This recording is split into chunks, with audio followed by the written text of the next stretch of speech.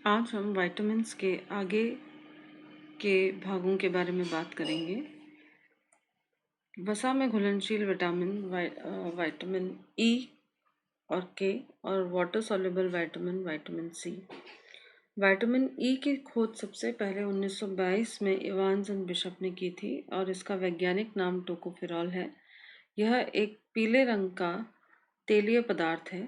It's a yellow oily liquid जो कि वसा में आसानी से घुलता है और हीट के लिए स्थायी है, यानी गर्म करने पर ख़राब नहीं होता है।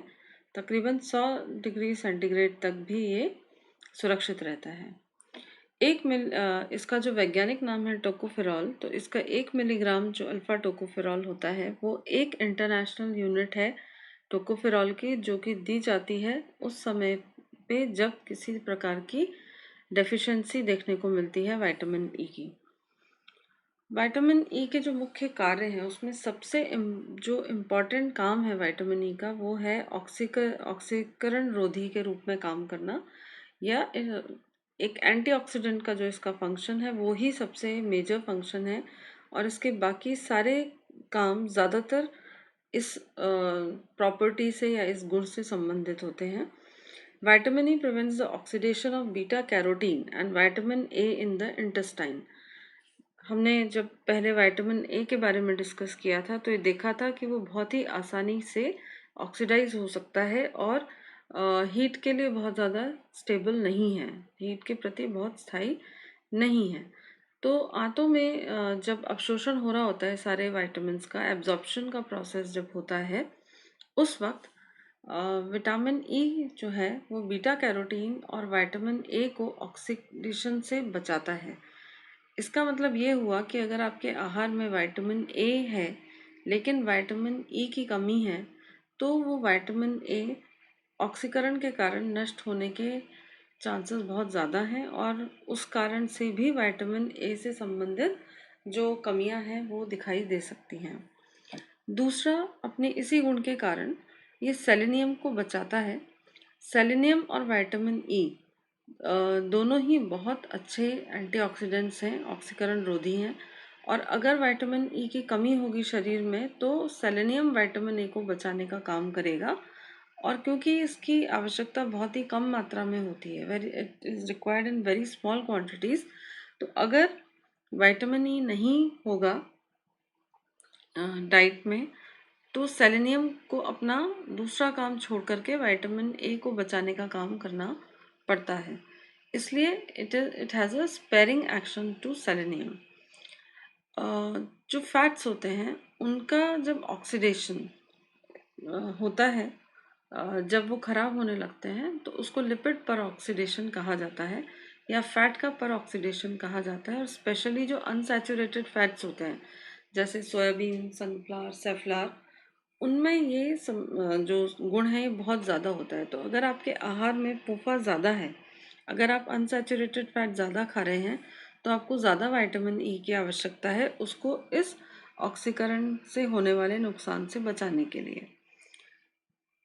इसके अलावा जो लाल रक्त कोशिकाएं या रेड ब्लड सेल्स होती हैं उनका ब्रेकडाउन हो जाता है। जब हम बहुत तनाव में होते हैं, स्ट्रेस में होते हैं, तो बॉडी में बहुत सारे फ्री रेडिकल्स या मुक्त आयंस बनते हैं जो बहुत तेज़ी से स्वस्थ कोशिकाओं के साथ ऑक्सीडेशन रिएक्शंस करते हैं और उनको नुकसान पहुंचाते हैं। They damage the healthy tissues of the body. So vitamin E का काम है रेड ब्लड सेल्स को इस ब्रेकडाउन से या इस विघटन से बचाना। इसके अलावा जो रिप्रोडक्टिव ऑर्गन्स हैं, जो प्रजनन तंत्र हैं, उनके अंदर की जो उपकला ऊतक होती है, जो जर्मिनल एपिथेलियम है, जो गोनैड्स या गैमीट्स बनाने का काम करती है, स्पर्म और एग बनाने का काम करती है, उस लेयर को प्रोटेक्ट करके रखना जिससे कि रिप्रोडक्टिव सिस्टम हेल्दी तरीके से काम कर सके। प्लस आपके जो अमीनो एसिड्स होते हैं, अमीनो एसिड्स क्या हैं? प्रोटीन को बनाने वाली जो सबसे छोटी यूनिट है, the smallest structural unit of protein is amino acid. उनका जब इंटेस्टाइन में एब्जॉर्प्शन हो रहा होता है, छोटे आंतों से अवशोषण हो रहा होता है, तो उसके एब्जॉर्प्शन के लिए भी विटामिन ई की आवश्यकता होती है। यानी अगर विटामिन ई की कमी होती है तो जो सबसे ज़्यादा नुकसान बॉडी को होने वाला है वो ये है कि ऑक्सीडेशन, जो स्ट्रेस के कारण ऑक्सीडेशन प्रोसेस बढ़ता है, वो बहुत तेज़ी से बढ़ेगा और उससे बॉडी में बहुत तरह के हार्मफुल इफ़ेक्ट दिखाई देते हैं। विटामिन ई की जो कमी है उसमें अभी तक इतनी ज़्यादा कमी कभी देखी नहीं गई है। फिर भी जो समय से पहले बच्चे जिनका हो जाता है, जैसे प्रेगनेंसी के 7 मंथ या उससे भी पहले अगर किसी बच्चे का जन्म हो रहा है, उनमें विटामिन ई की कमी देखी जा सकती है। और वो अडल्ट्स जिनमें किसी भी कारण से फैट एब्जॉर्प्शन, वसा का अवशोषण प्रभावित हुआ है, उनमें विटामिन ई की कमी देखी जा सकती है, क्योंकि ये एक फैट सॉल्युबल विटामिन है और इसके जो सबसे रिच सोर्सेज हैं वो जनरली जो तेल होते हैं खाने के, और जिन चीज़ों से तेल बनता है, जो नट्स हैं और ऑयल सीड्स हैं, उन्हीं में सबसे ज़्यादा विटामिन ई पाया जाता है। तो अगर उनका फैट एब्जॉर्प्शन नहीं होगा तो उसके अंदर मौजूद विटामिन ई भी नहीं एब्जॉर्ब होगा और उससे होने वाले नुकसान दिखाई देने लगेंगे। अगर पॉलीअनसैचुरेटेड फैट बहुत ज़्यादा असंतृप्त वसा आपके खाने में है तो आपको विटामिन ई की मात्रा बढ़ानी पड़ती है। जो प्री मैच्योर इन्फेंट्स होते हैं, जिनका समय से पूर्व जन्म हुआ है, उनमें तंत्रिका तंत्र में दुष्प्रभाव, वाइट क्योंकि जो हमारा ब्रेन है उसका मेजर पार्ट फैट होता है, और अगर उसमें हेल्दी फैट्स नहीं होते हैं तो जो आपका नर्वस सिस्टम का डेवलपमेंट है, तंत्रिका तंत्र का विकास है, वो प्रभावित होता है और ऐसे बच्चे मानसिक रूप से अवरुद्ध हो सकते हैं। मेंटल रिटार्डेशंस देखे जा सकते हैं। लाल रक्त कोशिकाओं के टूटने की वजह से होने वाला अनीमिया, हीमोलिटिक अनीमिया, जैसा हमने देखा कि अपने ऑक्सीडेशन एंटीऑक्सीडेंट प्रॉपर्टी के कारण जो विटामिन ई है वो रेड ब्लड सेल्स को टूटने से रोकता है। तो अगर इन स्थिति में जो रेड ब्लड सेल्स हैं वो तेज़ी से टूटेंगी तो उसके कारण हीमोग्लोबिन उन रेड ब्लड सेल से नहीं जुड़ पाएगा, और जब उसका टेस्ट किया जाएगा तो हीमोग्लोबिन जो लाल रक्त कोशिकाओं से जुड़ा हुआ है उसकी मात्रा बहुत ही कम दिखाई देगी, और उसकी वजह से आँखों में भी दुष्प्रभाव आ सकता है, क्योंकि विटामिन ए को बचाने का काम करता है विटामिन ई। तो विटामिन ई की कमी होने पर भी आँखों में के रेटिना में खास तौर पे उसका दुष्प्रभाव देखने को मिल सकता है। इसके अलावा जो प्लेटलेट्स होते हैं ब्लड के अंदर, सीरम होता है, प्लेटलेट होते हैं। प्लेटलेट मतलब वो बड़ी कोशिकाएं, लाल रक्त कोशिकाएं, और जो पाई जाती हैं, और उसके अलावा अलग अलग तरीके के आकार की कोशिकाएं होती हैं, सेल्स होती हैं, जिनको प्लेटलेट कहा जाता है, उनकी कमी देखने को मिलेगी। और लिम्फोसाइट्स, वाइट ब्लड सेल्स, वो सेल्स जो शरीर को बीमारियों से लड़ने की ताकत देती हैं, उनके काम करने में समस्या आएगी। तो जो बच्चा है उसकी इम्यूनिटी लो रहेगी, रोग प्रतिरोधक क्षमता कम रहेगी। जो दैनिक प्रस्तावित मात्रा है, जो आरडी है विटामिन ई का, बहुत ज़्यादा इसमें बदलाव नहीं किए गए हैं। 8 से 10 मिलीग्राम विटामिन ई या टोकोफेरॉल प्रतिदिन एक सामान्य व्यक्ति की आवश्यकता होती है। और अगर आप एसेंशियल फैटी एसिड्स ले रहे हैं, जो हमने फैट वाले चैप्टर में डिस्कस भी किया था, ओमेगा 3 ओमेगा 6, तो प्रति ग्राम एसेंशियल फैटी एसिड्स के हिसाब से आपको 0.8 मिलीग्राम विटामिन ई भोजन में लेने की आवश्यकता होती है। जो इसके अच्छे सोर्सेज हैं वो हैं खाने के तेल, सारे नट्स जो सूखे मेवे हैं, और जो पूरा अनाज, ये होल ग्रेन्स, ये सबसे अच्छे सोर्स हैं विटामिन ई के। व्हीट जर्म, गेहूं का जो दाना होता है, जो उसका अंदर का हिस्सा होता है, उसमें 120 मिलीग्राम विटामिन ई पाया जाता है प्रति 100 ग्राम तेल। उसके अंदर व्हीट जर्म का जो ऑयल है वो बहुत ही हेल्दी माना जाता है अपने विटामिन ई कंटेंट के कारण। उसके बाद है विटामिन के। ये फैट सॉल्युबल विटामिन्स में से आखिरी विटामिन है और इसके बारे में अभी भी बहुत ज़्यादा जानकारी नहीं मिली है। बहुत सारे नए नए शोधों के जरिए, रिसर्च के जरिए कुछ बातें अब पता लग रही हैं, लेकिन अभी तक जो स्टैब्लिश्ड नॉलेज है, जिसके बारे में हमें पूरी जानकारी है, वो बहुत ही सीमित है।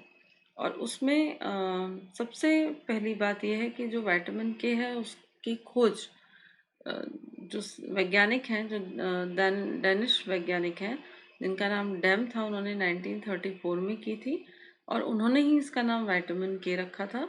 इसका वैज्ञानिक नाम या साइंटिफिक नेम फाइलोक्विनोन है और इसका लिवर में ऐसे बहुत सारे सब्सटेंसेस बनाने के काम में लिया जाता है जो कि ब्लड क्लॉटिंग या रक्त का थक्का बनने के लिए आवश्यक है। हमने पहले भी डिस्कस किया है कि ब्लड क्लॉटिंग के लिए कम से कम 13 अलग अलग प्रकार के सब्सटेंसेस या पदार्थ चाहिए होते हैं और उनके निर्माण के लिए लिवर विटामिन के का इस्तेमाल करता है। इसकी कमी का अभी तक जो एक इफ़ेक्ट है वो है प्रोलॉन्ग ब्लड कोएगुलेशन। जो खून का थक्का जमता है उसका समय बढ़ जाता है। देरी से ये थक्का जमेगा तो छोटी से छोटी चोट में भी बहुत ज़्यादा ब्लड लॉस होने के चांसेस हैं। अब कुछ रिसर्चेस में ये सामने आ रहा है कि बोन की हेल्थ के लिए भी विटामिन के की आवश्यकता होती है। जो दैनिक प्रस्तावित मात्रा है विटामिन के की, जो आरडीएज हैं, अभी तक बहुत ही स्पेसिफिक आरडीएज नहीं दिए गए हैं विटामिन के और जो वर्ल्ड हेल्थ ऑर्गेनाइजेशन की गाइडलाइंस हैं उन्हीं को माना जा रहा है। तो एक नॉर्मल अडल्ट, एक सामान्य वयस्क व्यक्ति को 55 माइक्रोग्राम विटामिन के प्रतिदिन चाहिए होता है और इसके जो सबसे अच्छे सोर्सेज हैं वो हरी पत्ते वाली सब्जियां हैं और कुछ नॉन वेजिटेरियन फूड है। पर जो dark coloured fruits and vegetables हैं उन सब में विटामिन के की मात्रा अच्छी पाई जाती है। उसके बाद जब हम बात करते हैं वसा में घुलनशील विटामिन की, तो उसमें सबसे पहले हम विटामिन सी के बारे में बात करेंगे। इसका वैज्ञानिक नाम एस्कॉर्बिक एसिड है और इसको हेक्सुरॉनिक एसिड के नाम से भी जाना जाता है।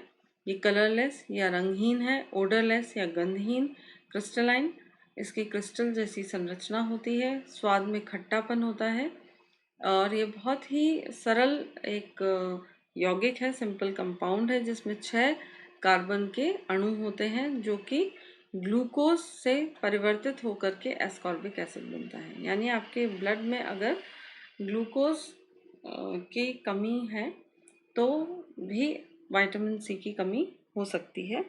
लेकिन ह्यूमन बॉडी में वो एंजाइम पर्टिकुलरली जो ग्लूकोज को विटामिन सी में बदल दे वो नहीं पाया जाता और इसीलिए हमको आहार से विटामिन सी की आवश्यकता को पूरा करना पड़ता है। ये एसिड के लिए स्टेबल है, एसिड के प्रति स्थायी है क्योंकि ये स्वयं एक एसिड है, तो ये एसिड के प्रति स्थायी रहता है। पर ऑक्सीकरण से, रोशनी में, सूरज की रोशनी में, क्षार के सामने और ज़्यादा गर्म करने पर ये नष्ट हो जाता है, डिस्ट्रॉय हो जाता है और लोहे या तांबे के बर्तनों में खाना बनाने से भी इसमें नुकसान होता है। ये हम बचपन से सुनते आए हैं कि तांबे या पीतल के बर्तनों में खट्टी चीज़ें नहीं बनानी चाहिए, नहीं तो वो जहर की तरह काम करती हैं क्योंकि जो रासायनिक प्रतिक्रियाएं होती हैं उससे विटामिन सी नष्ट होने लगता है। विटामिन सी के काम क्या हैं? सबसे पहले जो काम है वो है कोलेजन की फॉर्मेशन। कोलेजन हमारी त्वचा में पाया जाने वाला ऐसा प्रोटीन है जो पूरे शरीर के कुल प्रोटीन का 1/4 हिस्सा बनाता है और ये स्किन की हेल्थ के लिए बहुत ही ज़्यादा इम्पॉर्टेंट है।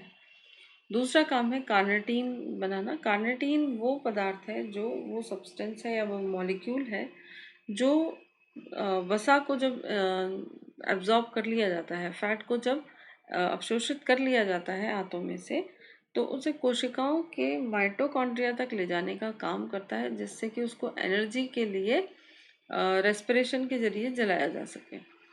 तो फैट के मेटाबॉलिज्म में बहुत ही इम्पॉर्टेंट रोल प्ले करता है कार्निटीन। उसके बाद न्यूरोट्रांसमीटर्स का सिंथेसिस। न्यूरोट्रांसमीटर्स वो केमिकल कंपाउंड्स हैं जो ब्रेन की सेल्स बनाती हैं और जो अलग अलग फंक्शंस को कंट्रोल करते हैं। जैसे और एक ऑरिक्सिन न्यूरोट्रांसमीटर होता है जो भूख को कंट्रोल करता है। लेप्टिन हार्मोन्स हैं जो न्यूरोट्रांसमीटर की तरह काम करते हैं और वो अम, भी हंगर और एपेटाइट को कंट्रोल करते हैं। कई प्रकार के ऐसे हार्मोन्स हैं जिनको सक्रिय होने के लिए, एक्टिवेशन के लिए विटामिन सी की आवश्यकता होती है। ये बीमारियों से लड़ने की क्षमता को बढ़ाता है। It enhances immunity. सामान्य तौर पर हम इसे एक ऑक्सीकरण रोधी कह सकते हैं। इट्स अ जनरल एंटीऑक्सीडेंट और उससे संबंधित ये बहुत सारी कोशिकाओं की रक्षा करता है। आयरन के अवशोषण के लिए विटामिन सी की बहुत आवश्यकता है और रेड ब्लड सेल के पूरे परिपक्वता के लिए, सेल मैच्योरेशन के लिए, जिससे कि वो पूरी तरह से अपना आकार ले सके और हीमोग्लोबिन उसके साथ जुड़ सके। और जब भी हम दवाइयाँ खाते हैं, किसी भी तरह के मेडिसिन लेते हैं, तो उस तरह की ड्रग्स जब लिवर में इकट्ठा होने लगती हैं तो उसके विषाक्त प्रभाव को निष्क्रिय करने के लिए, डिटॉक्सिफिकेशन के लिए भी विटामिन सी काफ़ी सहयोगी सिद्ध होता है। विटामिन सी की कमी के प्रभाव शरीर के हर हिस्से पर देखे जा सकते हैं, जिसमें कि जो स्किन है और जो श्लेष्मा झिल्ली है, म्यूकस है, उसमें खून निकल आना, रक्त का बहना, थकान, डिप्रेशन, जिंजिवाइटिस, जो आपके मसूड़े हैं उनमें से खून आना, ढीले दांतों में ढीलापन आना, बहुत तेज़ी से संक्रमण फैलना, increase susceptibility to infection, rough और ड्राई स्किन, स्किन में बहुत ज़्यादा रूखापन, मांसपेशियों में कमज़ोरी और हड्डियों में भी ढीलापन या कमज़ोरी, और उसकी वजह से पूरे बॉडी में एक्स या पेन रहता है, दर्द रहता है। जो बीमारी है विटामिन सी की कमी से होने वाली, उसको स्कर्वी कहते हैं। और इसके जो शुरुआती सिम्टम्स हैं, जो शुरुआती लक्षण हैं, वो है कुछ भी काम नहीं करने का मन करना, लिस्टलेसनेस, फटीग, थकान, कमज़ोरी, सांस फूलना, मांसपेशियों में बहुत ज़्यादा ऐंठन आना, हड्डियों में दर्द, जोड़ों में दर्द, मांसपेशियों में दर्द, भूख नहीं लगना। और बालों का की संरचना को अगर आप देखेंगे तो उसको नाम दिया गया है स्वान नेक या कॉर्क स्क्रू स्ट्रक्चर हो जाता है। स्वान नेक यानी बहुत ही पतली सी जो लहरदार गर्दन होती है, या फिर जो स्क्रू काम में ले जाते हैं ढक्कन खोलने के, जिनमें बहुत घुमाव होते हैं, तो बाल कमज़ोर हो जाते हैं और बहुत ज़्यादा उनमें घुमाव आने लगता है। उसके अलावा जिंजिवाइटिस यानी मसूड़ों में से खून आना, छोटे छोटे अंदर ही शरीर के अंदर ही छोटे छोटे हेमरेजेस होना, छोटे छोटे घाव जैसे दिखना, कई कई जगहों पे लाल नीले से रंग के, बैंगनी से रंग के थक्के जम जाते हैं स्किन के नीचे, जो वहाँ की जो वेसल्स हैं, जो वाहिकाएं हैं, वो कमज़ोर हो जाती हैं और वहाँ पे खून का थक्का, पहले खून बहता है, खून का थक्का वहीं पे जम जाता है और वहाँ एक क्लॉट ब्लू से कलर का दिखने लगता है। तो इसकी वजह से काफ़ी दर्द रह सकता है। जोड़ों में दर्द, डिप्रेशन, मानसिक परेशानियां भी काफ़ी हो सकती हैं। घाव देरी से भरते हैं और छोटे बच्चों में हड्डियों की जो लंबाई है वो देरी से बढ़ती है, उसमें उसकी विकास की गति जो है वो मंद हो जाती है। ये आरडी है एस्कॉर्बिक एसिड के, और इसमें हम देख रहे हैं कि एक नॉर्मल अडल्ट मेल को 80 मिलीग्राम विटामिन सी आहार में लेना चाहिए। एक वयस्क महिला को 65 मिलीग्राम विटामिन सी लेना चाहिए। प्रेगनेंसी और लैक्टेशन में यह आवश्यकता 15 और 50 से बढ़ा दी जाती है प्रतिदिन के लिए। इसके अलावा छोटे बच्चों में भी धीरे धीरे इसकी आवश्यकता बढ़ती जाती है और 18 साल और उसके ऊपर होने के बाद एक सामान्य रूप ले लेती है। धन्यवाद। आगे के विटामिन्स के बारे में हम अगली क्लास में डिस्कस करेंगे।